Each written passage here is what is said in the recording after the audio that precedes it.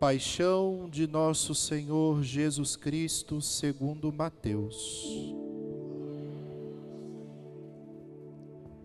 Naquele tempo, Jesus foi posto diante de Pôncio Pilatos e este o interrogou. Tu és o rei dos judeus? Jesus declarou: É como dizes. E nada respondeu, quando foi acusado pelos sumos sacerdotes e anciãos.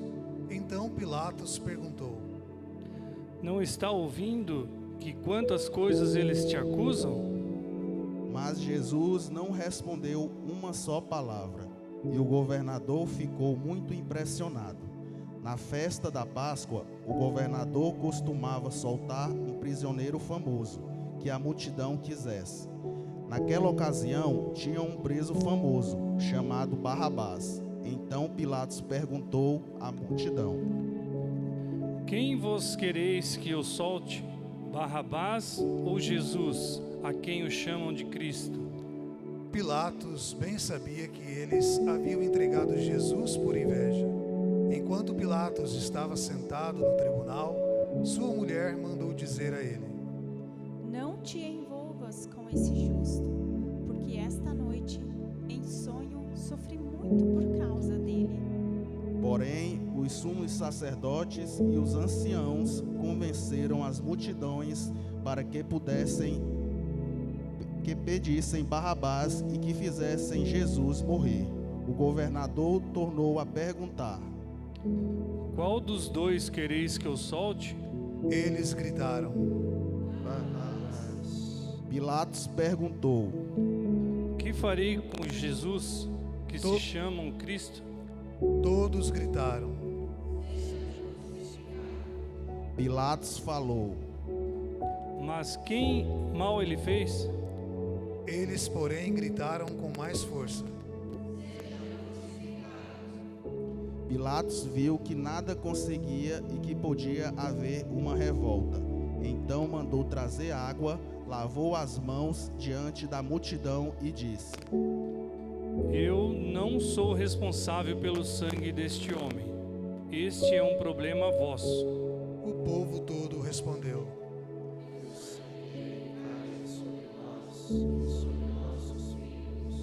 Então Pilatos soltou Barrabás, mandou flagelar Jesus e o entregou para ser crucificado. Em seguida, os soldados de Pilatos levaram Jesus ao palácio do governador e reuniram toda a tropa em volta dele. Tiraram sua roupa e o vestiram com um manto vermelho. Depois teceram uma coroa de espinhos, puseram a coroa em sua cabeça e uma vara em sua mão direita. Então se ajoelharam diante de Jesus e zombaram, dizendo: Cuspiram nele e, pegando uma vara, bateram na sua cabeça. Depois de zombar dele, tiraram-lhe o manto vermelho e, de novo, o vestiram com suas próprias roupas.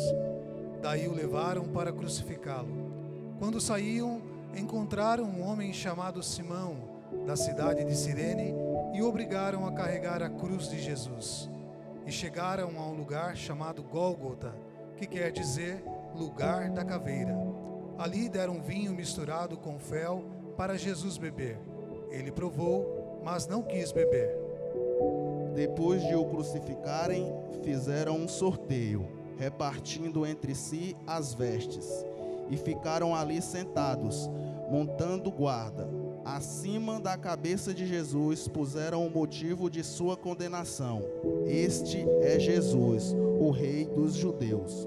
Com ele também crucificaram 2 ladrões, um à direita e outro à esquerda de Jesus.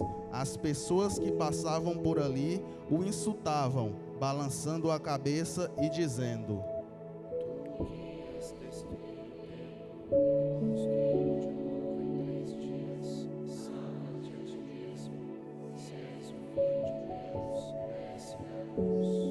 Do mesmo modo, os sumos sacerdotes, junto com os mestres da lei e os anciãos, também zombavam de Jesus.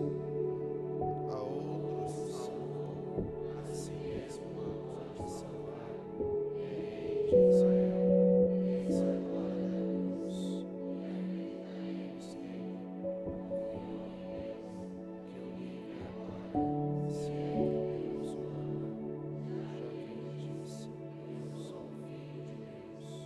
Do mesmo modo também os 2 ladrões que foram crucificados com Jesus o insultavam. Desde o meio-dia até as 3 horas da tarde, houve escuridão sobre toda a terra.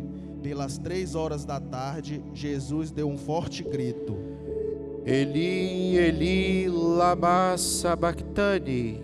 Que quer dizer: Meu Deus, por que me abandonaste? Alguns dos que ali estavam, ouvindo-o, disseram. E logo um deles, correndo, pegou uma esponja, ensopou-a em vinagre, colocou-a na ponta de uma vara e deu-lhe para beber. Outros, porém, disseram: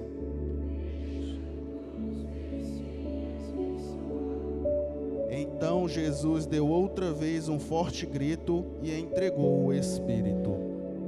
Ajoelhemo-nos.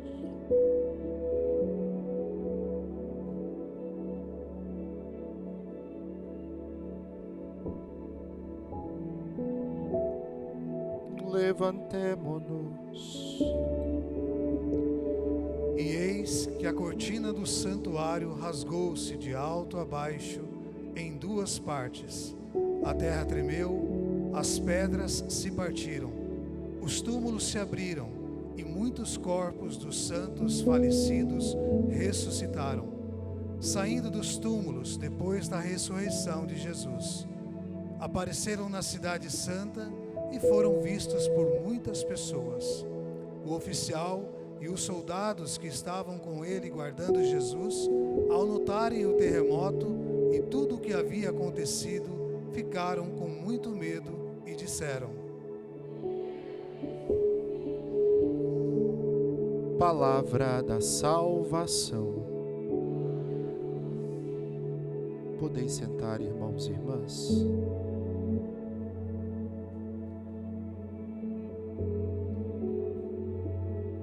Vamos ao refrão do Salmo mais uma vez.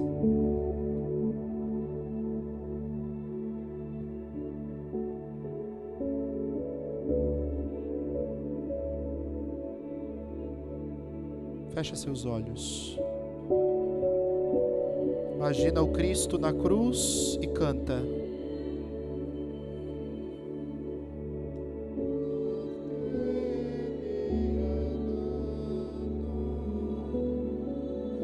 Todos, meu Deus.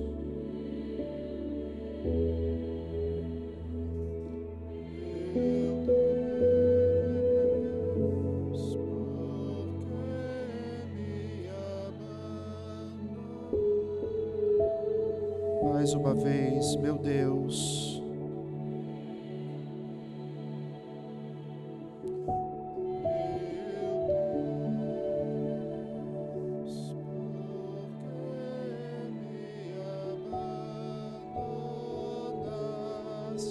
Meu Deus, meu Deus, porque me abandonastes.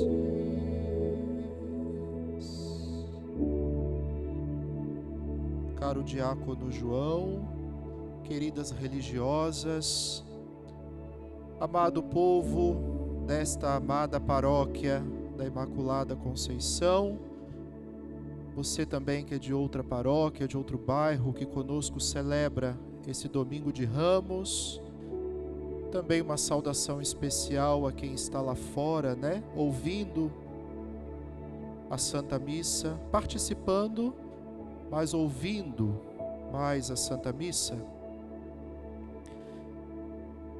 Passa tanta coisa pela cabeça de quem crê numa celebração como essa, porque a nós que cremos, professamos o Evangelho, a nós não é proibido imaginar estar nesses lugares em que aconteceram tantas coisas.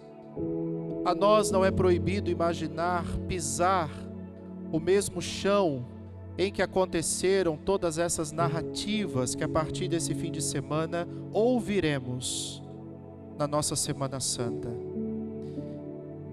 E uma das coisas que a liturgia nos faz e nos permite também refletir é sobre essa dupla realidade ou duplo aspecto que esse cenário que o Evangelho de hoje nos permite viver nos oferece.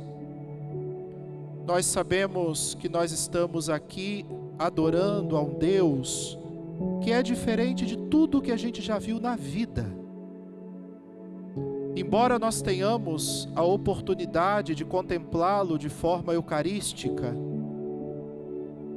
embora nós tenhamos a oportunidade de contemplá-lo na sua igreja reunida, como hoje é tão belo ver, né?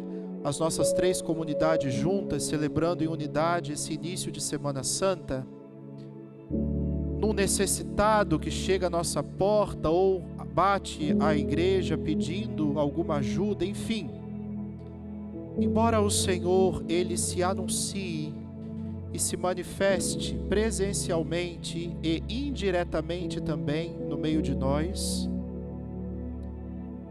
uma coisa é certa: nós nunca vimos nada parecido com o nosso Deus. Nunca.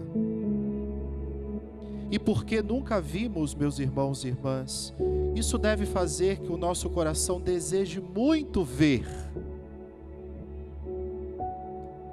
Porque sem vê-lo, a imensidão do seu amor e da sua misericórdia nos permite viver tantas coisas maravilhosas na nossa vida, inclusive superar os desafios, que já é uma coisa maravilhosa para nós, do dia a dia. Imagina conseguir vê-lo, enxergá-lo. Aquelas pessoas viram o Cristo. Aquelas pessoas conversaram com o Cristo. Eu fico imaginando como seria o tom da voz de Jesus. Nós fazemos alguma ideia por aquilo que as filmagens nos mostram, né? Dos filmes, das séries, dos contos. Mas eu fico imaginando de verdade qual era a cor da pele de Jesus, qual era o cheiro de Jesus, qual era o tom da sua voz. Eu não sei você, mas eu viajo imaginando isso. Numa hora dessa, então, é impressionante como me dá vontade de saber como era ouvir Jesus falar pessoalmente. Como devia ser o tom da voz de Maria? Meu Deus, como deveria ser, né, irmãs? Devia ser a coisa mais linda do mundo, assim como a de Jesus. Porém, a pessoa de Jesus, ela era insuportável para a cultura da época. Hoje nós temos, né, essa mania: nossa, essa situação está insuportável, eu não aguento mais, nossa, aquele padre é insuportável, meu Deus, mais um ano nessa paróquia, por que o bispo já não varreu ele daqui, né? Ai, meu Deus, aquele colega de trabalho é insuportável. A gente tem a mania de classificar as coisas como insuportáveis. Mas Jesus era o insuportável da sua época. Ele era intolerável. Por quê? O fato dele entrar em Jerusalém pela última vez antes de viver a sua paixão, morte e ressurreição já diz para nós por que Jesus era insuportável. Porque ele era humilde. E um humilde naquela época, que não tinha rabo preso com ninguém, que só se interessava em falar a verdade, em que as pessoas se endireitassem, em que as pessoas seguissem aquilo que era a vontade do seu Pai. O único interesse que aquele homem Deus tinha era ocupar as almas das pessoas. Eu dizia isso ontem na Santa Luzia. A sua única intenção era ocupar os metros quadrados das almas. Ele não tinha outra intenção de ocupação, de invasão, de dominação, de senhorio terreno, nada disso ele tinha. E por isso ele era insuportável. Como um homem, neste mundo, um judeu, pode não querer ter filhos, pode não querer o casamento, como um judeu nesses tempos não pode querer ter propriedades, ter bens, ter sucesso, reconhecimento humano. Como pode uma coisa dessas?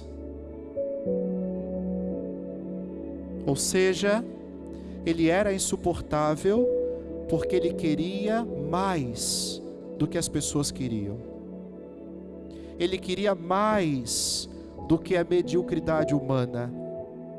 Ele não queria só o que temos aqui, ele queria que o que temos aqui fossem sinais daquilo que desejaríamos depois daqui. Ele só queria essa compreensão, e por isso, porque ele fazia as pessoas pensarem, porque ele fazia as pessoas examinarem a vida, porque ele era uma pessoa extremamente preocupada com o comportamento humano e com aquilo que as pessoas acreditavam como valores. Por causa disso, ele era insuportável. E eu vou dizer uma coisa para você, meu irmão, minha irmã: o Senhor continua sendo insuportável hoje para muita gente. Para muita gente. Só que hoje fica mais fácil disso ser velado, escondido, porque nós estamos a 2026 anos depois da primeira vinda de nosso Senhor, do seu mistério redentor.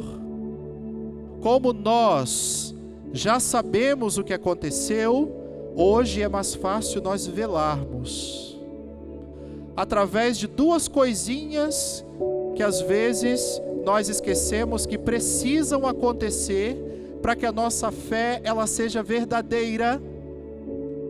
Uma fé verdadeira é aquela que incomoda o ser humano a ponto dele desejar a mudança. E aí, quando nós vamos percebendo que entre nós existem tantas almas que estão há anos, há décadas, patinando em cima de uma mesma realidade, conservando no coração os mesmos afetos, não querendo ser diferente, não se esforçando para ser melhor, a conclusão que nos resta é essa: o Senhor continua sendo insuportável. Por que que ele entra num burro em Jerusalém? Tem tantas teorias, né?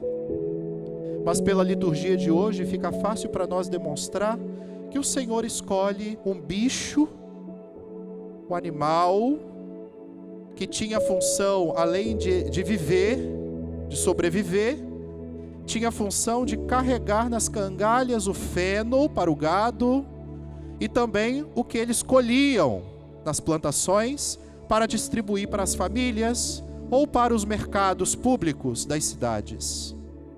Essa era a única função. O Senhor se faz feno. O Senhor se faz um produto de lavoura quando sobe num potro de jumento, para dizer para nós, meus irmãos e irmãs, que Ele é muito maior do que qualquer pretensão que a gente tenha nesse mundo. É o eterno, aquele que sempre foi e sempre será, dizendo para o tempo, para o mundo, que existe algo muito maior do que tudo isso que a gente vive. Por isso, não vale a pena ser orgulhoso. A liturgia do Domingo de Ramos é um tiro certeiro no orgulho que carregamos. O coração orgulhoso, eu digo para vocês que se tem algo que pode nos levar diretamente para o inferno, é exatamente o orgulho.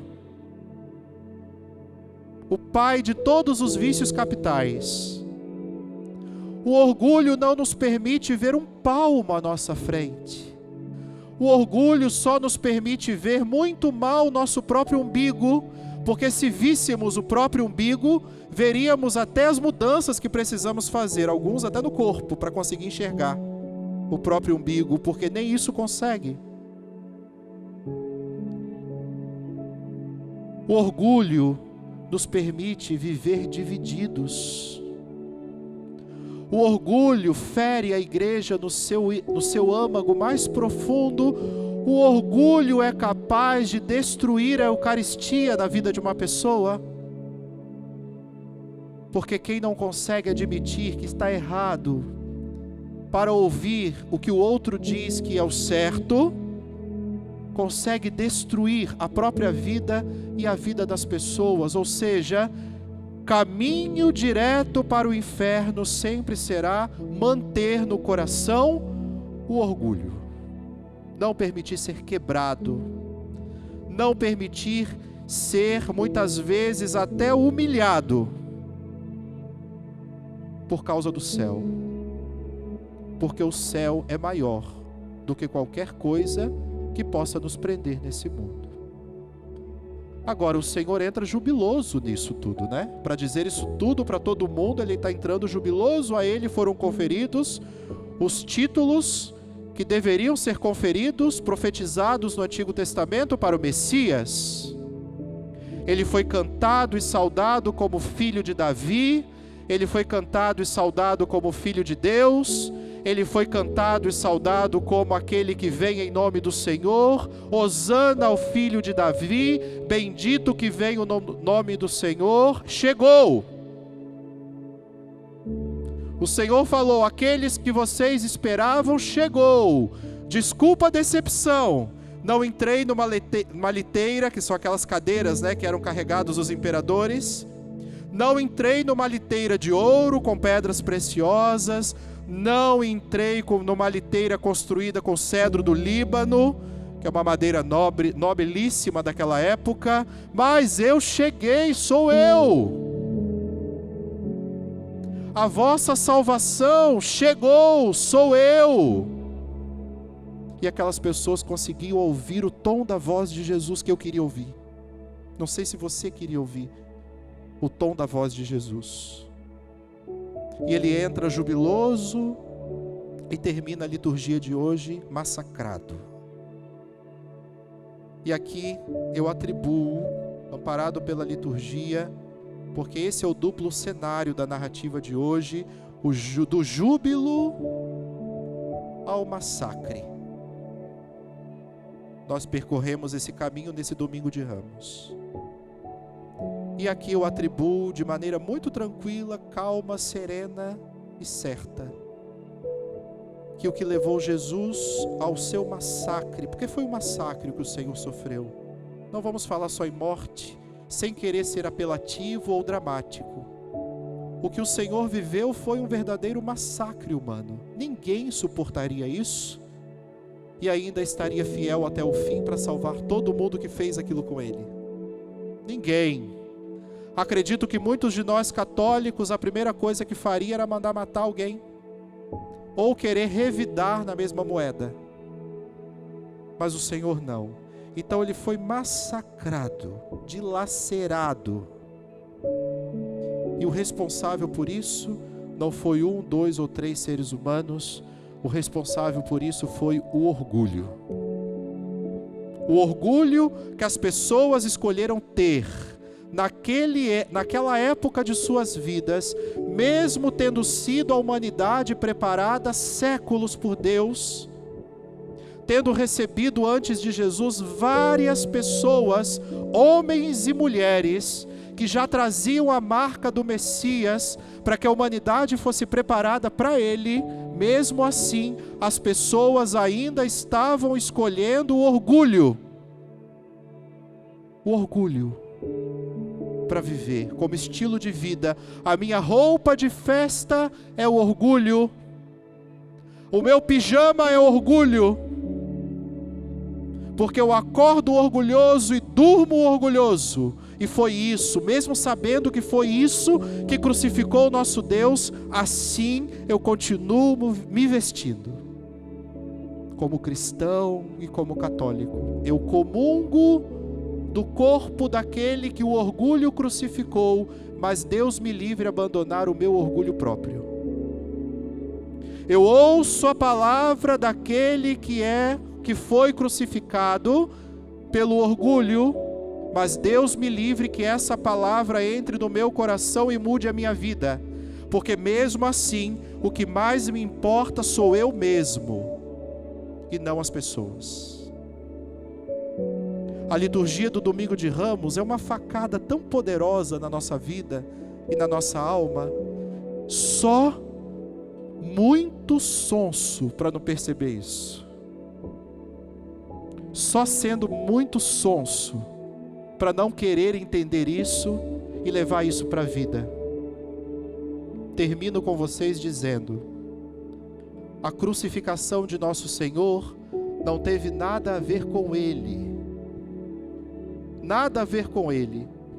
No final das contas, não foi pelo que Ele falou, não foi pela pessoa que Ele era, não foi pelas curas que realizou, não foi porque fazia dia de sábado. Isso tudo era fachada. A crucificação de Jesus tem a ver com as pessoas que o crucificaram. Com elas. De tão insuportável que era ouvir a verdade, de tão insuportável ouvir que precisavam mudar de vida, de tão insuportável que era ouvir de Jesus que tinha que perdoar os inimigos, que a solução para tudo na vida era amar em primeiro lugar, essas pessoas não suportaram e o mataram.